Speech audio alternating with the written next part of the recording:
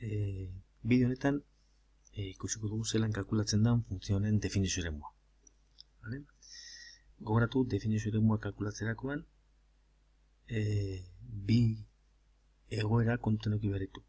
Bata, erro karratuak agertzen direnean barruan dagoen adierazpenaren balioa ezin dela izan negatiboa, izan behar da positibo edo 0, eta bigarrena da izendatzaile bat daukagunean izendatzailean dagoena ezin dela izan 0. Orduan, kasu honetan ditugu egoera biak. Bata, erro barrokoa eta bestea izendatzaile. Hasten gara erroarekin. Gogoratu, egiten dugula lehenengo noiz dan 0 barrokoa. Okazioa bazten dugu. Bi, plus, minus, erro. Lau, ken lau bida lau gehi amabi, zati bia, zati minus bi. Onda, minus bi, plus minus lau, zati minus bi, geratzen da minus bi gehi lau bi, zati minus bi. Minus bat, eta minus bi, ken lau minus 6, zati minus bi, iru.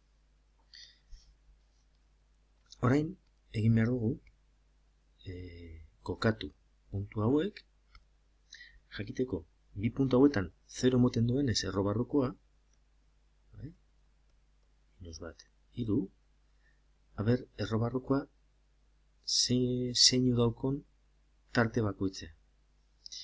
Bi aukera ditugu, bata, tarte bakoitzeko balio bana hartuz, eta erro barrokoan ordeztuz, konprobatu balioaren zeinua zein dan, edo, barrukoa denez parabola bat, x-karratu negatibo daukona eta berun zabaltzen dana, aldugu esan, holako parabola bat, beraz, daukagu adierazpenaren zeinuak izango direla. Hemengoan plus, minus, tamen minus. Goiko aldian jausten diren adiera plusak eta bestean minusak. Eta erro barrokoa positibo izan behar denez, edo 0 izan behar denez, erroari begira bakarrik jartzen bagara, definizio eremu izango zen hausedana, irua eta minus bata barne.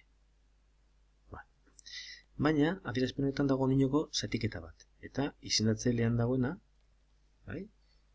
x karratuken bat, berdintzera egiten badugu, x plus minus bat emoten da.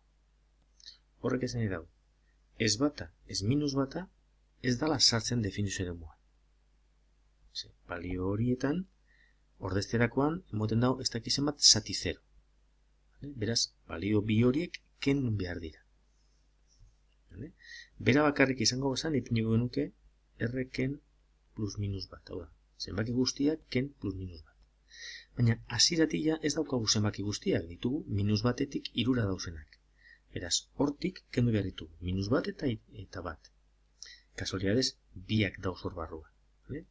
Minus bat kentzeko egiten duena da puntu zuria markatu hemen. Eta bata hemen dagoenez, hor txere beste puntu zuri bat. Horren geratuko da. Puntu zuria minus batean, gero batean beste puntu zuri bat, eta gero puntu baltza iruan. Beraz, definizio eremu izango da. Minus batetik batera, pil batetik irura. Eta hemen kortxete.